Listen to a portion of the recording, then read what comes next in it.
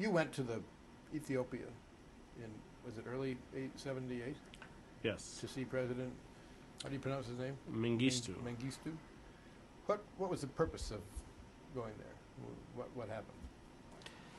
Well, I went to Ethiopia in 1978 because there had been a war raging between Somalia and Ethiopia for some time. Mr. Mengistu came to power during the Ford administration, and at first there was some hope that his revolution against Haile Selassie and the people who had ruled that country for so many thousands of years might well be a reasonably moderate one. It didn't turn out that way. And very quickly the Cubans moved in, and pretty soon we had Cubans fighting Somalis in the Ogaden Desert. And we had, in fact, an interesting situation in which the Soviets switched sides. Prior to the war between Ethiopia and Somalia, the Soviet Union had been an ally of Somalia. They had been in the base at Berbera on the Indian Ocean. I was sent to Ethiopia in 1978 in order to warn Mr. Mengistu not to invade Somalia, because by that time we had changed sides. We were tacitly supporting Somalia, not in the war, but in terms of its own security. Let me start that whole answer over again. Can I just... Yeah, Okay. I went to Ethiopia in 1978 because we were deeply concerned that the result of the war that had been dragging on between Somalia and Ethiopia would be that Ethiopia would invade Somalia, and that the Soviet Union, which by that time was now supporting Ethiopia with not only military assistance but support of Cuban troops, that the Soviet Union would also recapture the strategic port. Forgotten. Berbera? Jesus Christ! Let me start again. One more time. Yeah, sure. Do as many as you want. Okay. I was sent to Ethiopia in 1978 because we were concerned about the consequences of the war between Ethiopia and Somalia. It had been raging for some time, following a revolution in Ethiopia in which Mr. Mengistu, Colonel Mengistu, replaced Haile Selassie. Prior to that time, of course, Ethiopia had been a very close friend of the United States. Somalia, on the other hand, had been a very close friend of the Soviet Union. In fact, the Soviets, some people said, had a base in Berbera. But when the Somalis invaded Ethiopia, the Soviets suddenly changed sides. They were supporting Mengistu. They encouraged the Cubans to come in to support Mengistu, and they were kicked out of Berbera. Suddenly we saw the prospect of the worst of both worlds. Not only were the Soviets getting into Ethiopia, but they actually might, through the Ethiopian army, conquer Somalia and get back the base at Berbera. So I was sent out there to warn Mr. Mengistu against invading Somalia. And that essentially was my message. It was not an easy message to deliver because, like Haile Selassie, Mr. Mengistu kept lions on the grounds of his palace. And in fact, he kept the lions right under his office. And as we sat there discussing this subject, and every time I was trying to make a very strong point, I would suddenly hear this roaring underneath my feet, and I couldn't help but look down and wonder whether I wasn't about to be lunch. But as it turned out, he gave me assurances that they were not going to invade Somalia. And I think that really was not because of my role, but I think that was an important accomplishment in securing our position in that very troubled area.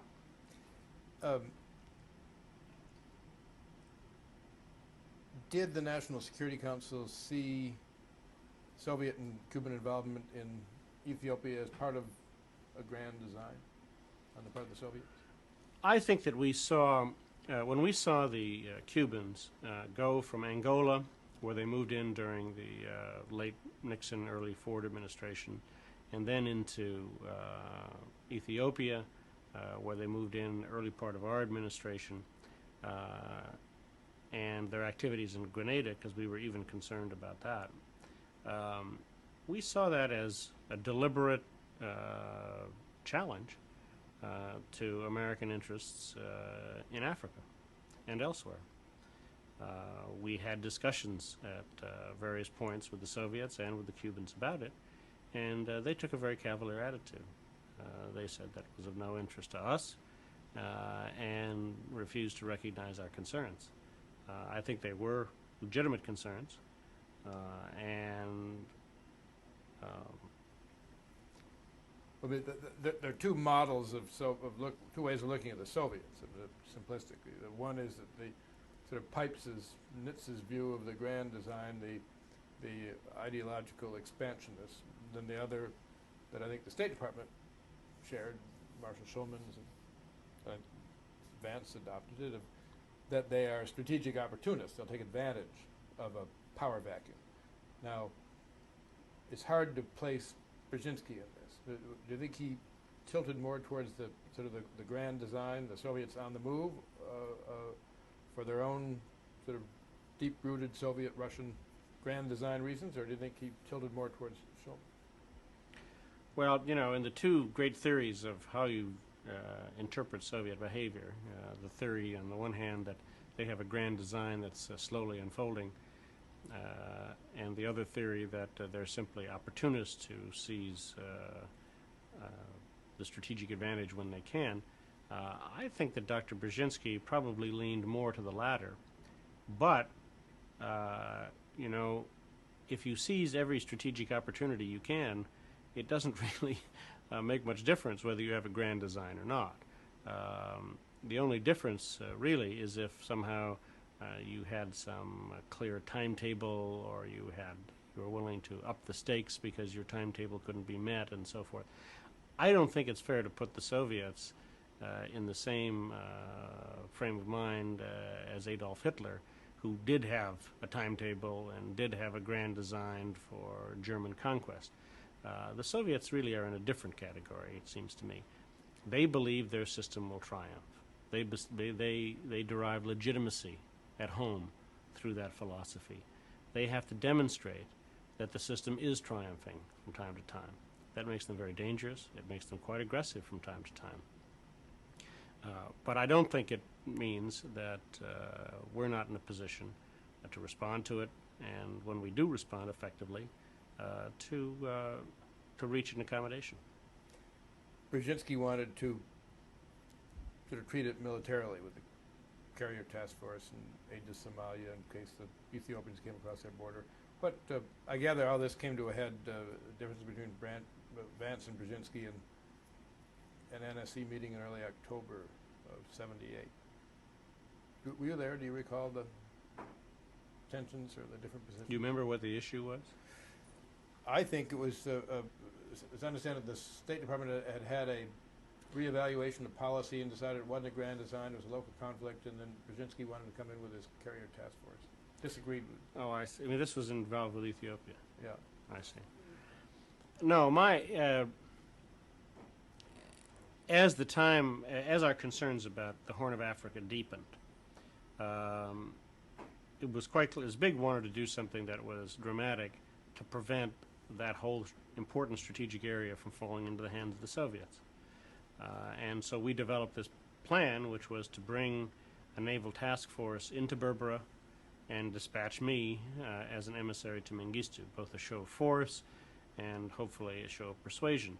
I might add, at that time, I also went there with some humanitarian aid for Ethiopia, which had been held up because of the turmoil in that country, as a gesture of our goodwill as well.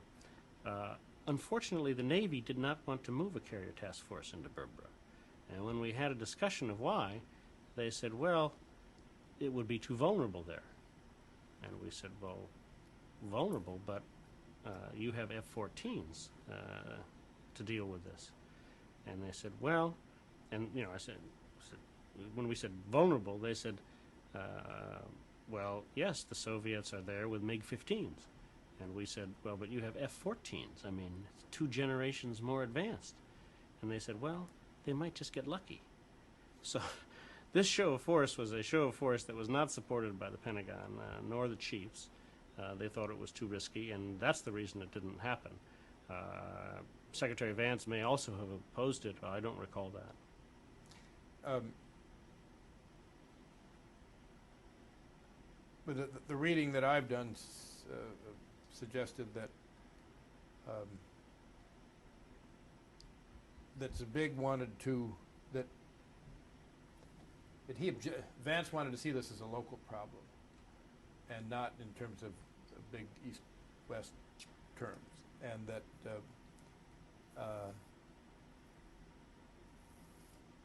Brzezinski thinks that and he wanted not to deal with it militarily.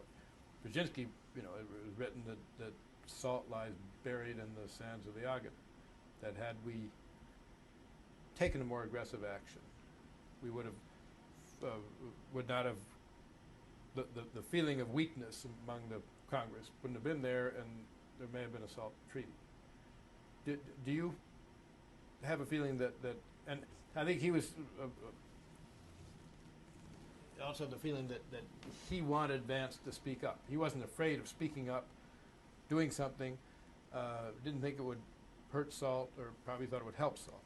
Now, what were his feelings about the relationship of what we did or didn't do in this geopolitical crisis to the prospects of a salt agreement? Well, I think that Zbig's strategy, in his view, was I think that Zbig's approach to how you build congressional support for a salt agreement was to show that it was the result of tough policies, of dealing firmly with the Soviet Union and responding strongly to efforts on the part of the Soviet Union to either expand their power or undermine friendly regimes or improve their geostrategic position. I think Tsai's view was that you can't get a salt agreement through the Congress unless you have a positive political atmosphere, that you must have a constructive sense of engagement with the Soviet Union. Well, the facts were that we were having a number of very nettlesome regional problems with the Soviets as they made an effort to expand their power and influence. And you could choose whichever school of thought you wanted, but unless the Soviets showed some restraint, we weren't going to be able to get to that positive atmosphere, which I think Tsai correctly considered to be an essential element of getting Senate approval. And unfortunately, confrontation would only produce that positive atmosphere if it worked. And so it was very important to try to select the proper ground for doing that. My only regret about the Ethiopian mission and the conflict in the Ogaden is that we didn't make more of the success that we had.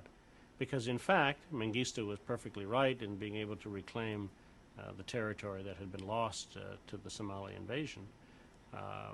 We didn't make enough of the fact that we got concessions out of him or assurances out of him that he was not going to go further and go into Somalia. If we had made more of that, I think it would have looked as it was, as a very positive development for stability. Unfortunately, the result was that it didn't add much to the situation. If we'd had a big confrontation, I'm not sure we would have gotten that assurance. He didn't have to give it. Was Dr. Brzezinski concerned that